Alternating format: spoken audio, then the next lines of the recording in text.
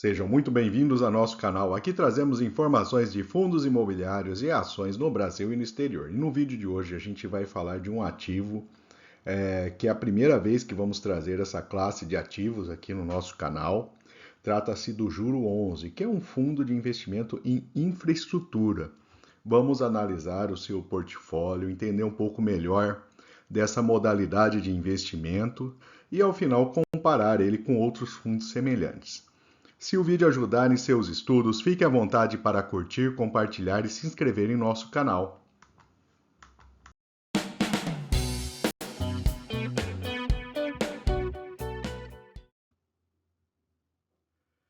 Vamos começar trazendo a lista do portfólio do Juro 11, as maiores posições dele. E aí começamos a fazer os paralelos, principalmente com o fundo imobiliário de papel. Então, o Juro 11 ele possui vários debêntures de dívida de várias empresas voltados aí para a área de infraestrutura geral. Então, temos saneamento, telecomunicações, geração de energia, portos, logística e muito mais. Então, vamos falar agora da maior posição. A Corsan é a empresa de saneamento do Rio Grande do Sul, então ela apresenta aí uma posição relevante, classificada com duplo A, né? É a maior posição, representa 4,5%. Com 4% do patrimônio, a gente tem o Metrorio, é a empresa que administra a concessão do metrô na cidade do Rio de Janeiro. Com 3,5%, Brisanet, empresa da área de telecomunicações no Nordeste principalmente. A gente tem a TIM também, que é a grande empresa aí da área de telefonia, né, que presta serviços no Brasil. Temos a Casan de saneamento, empresa de saneamento do estado de Santa Catarina, né? Então, essas são as maiores posições, né? Trazendo um pouco mais aí a Comerc, empresa de energia, né? Geração de energia elétrica de fontes renováveis. Então, são essas as principais posições, as 6 maiores posições aí, que fazem parte ali da lista de papéis que o Juro 11 possui no seu portfólio. Fazendo o agrupamento agora de emissores, né? Então a gente tem a Comerc com 6%, a Egea 4,6%, 4,5% Cosan, a Metrorio, Brisanet, Ecorodovias e Ômega Geração.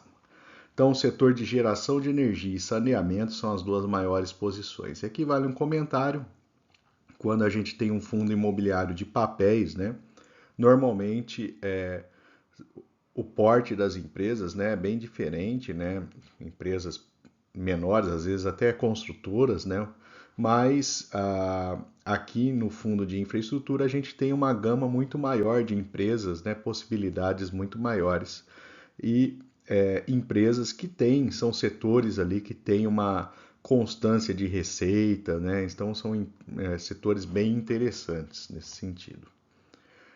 Trazendo aqui mais alguns exemplos, a Egea, né, empresa de saneamento que atua em 12 estados brasileiros, né? O mais famoso ali foi a concessão no Rio de Janeiro, né? Privatização feita recentemente. A Ecorodovias, então, uma empresa de gestão, né, de rodovias com 3.500 quilômetros sob sua gestão. Temos também a Ômega Geração, né, que é a empresa na área de geração de energia elétrica, né, 1,9 gigawatts instalados. Então, dá para se ter ideia do porte das empresas e a característica delas também, né? Trazendo alguns comentários adicionais, na primeira vez que a gente traz esse tipo de indicador, né, a gente tem o IMA-B5, né, que é uma carteira de títulos indexados ao IPCA com vencimento até 5 anos. Né. Ele possui mais volatilidade que o CDI, mas também historicamente tem um retorno maior. Então esse é o indexador principal aqui para comparação de fundos de infraestrutura. E temos basicamente 3 componentes, né? A inflação, normalmente medida pelo IPCA, o carrego, é o juro acrescido do IPCA, e a marcação ao mercado, que representa a variação do preço dos títulos. Né? Então, basicamente, esses 3 itens compõem o resultado da, do portfólio, né, o juro 11 se compara com esse benchmark, né? Trazendo então algumas informações consolidadas, né, comparando o juro 11 com o IMA B5, a gente observa ali, né, nesse horizonte desde janeiro de 22, né, um resultado melhor do que o seu benchmark. O fundo conseguiu fazer boas distribuições, alguns meses até mais baixos e outros mais altos, tem muita variação. O volume de negociação desse título na B3 ele cresceu bastante recentemente, né, na virada do ano. Então, é um tipo de ativo que está atraindo maior atenção. E a taxa média, né, foi IPCA mais 7,6%, né? O número de cotistas tem crescido, a gente tem as emissões que aconteceram, né, aumentando principalmente aí o número de cotistas. O volume, já tinha visto, né, cresceu e fechamento, né, ajustado pelas distribuições, também tem sido crescente nos últimos meses.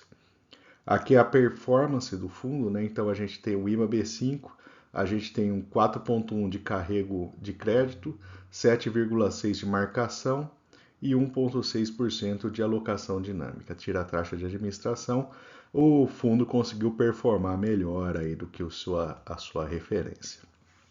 E uma comparação risco-retorno, a gente tem o juro 11, né, com duration média de pouco mais de 2 anos e uma taxa acima do IPCA ali na casa aproximadamente ali entre 6 e 7%. Então a gente tem ali uma avaliação Tesouro IPCA que tem tido essa taxa aí de IPCA mais 5,5%, mais 6,5%. Então a gente observa aqui, lógico, evidente que ele tem um retorno, portanto um risco ligeiramente maior daí que o Tesouro IPCA, né? Nesta tabela eu pensei em alguns fundos de infraestrutura, né, características semelhantes. O juro 11, em termos de dividend yield, ele tem um bom resultado, mas fica intermediário. Já vale observar que o retorno desse fundo de infraestrutura é ligeiramente menor do que um fundo de papéis, de fundo imobiliário de papéis. Já mostra aí que ele trabalha com uma qualidade de crédito muitas vezes muito maior, né? Empresas aí com receitas mais estáveis e tal. A sua liquidez é bastante alta, 3,9 milhões recentemente.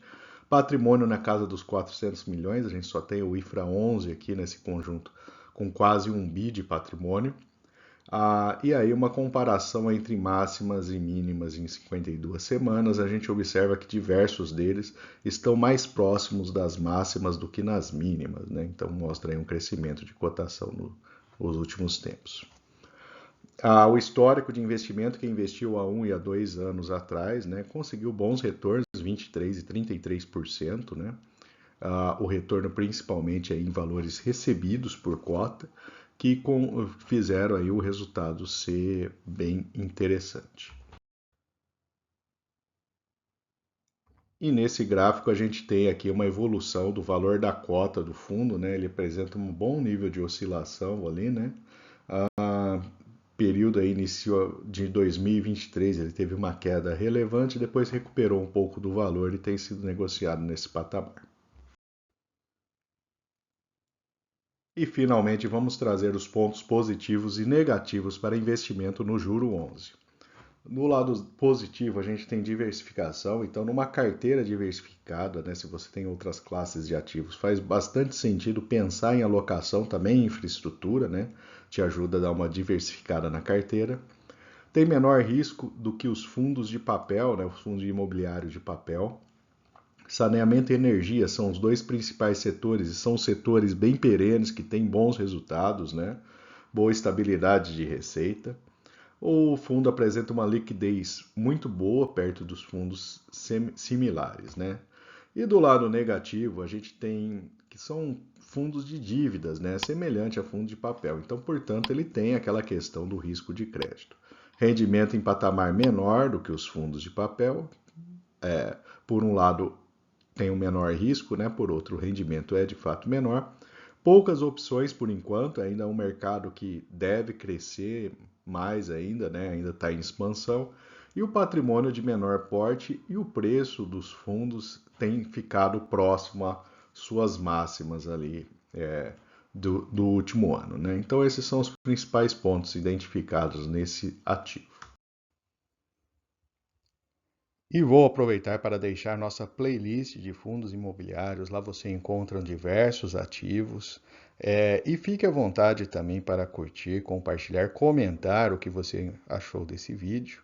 E se você não for inscrito, também deixarei o link aqui para você se inscrever em nosso canal.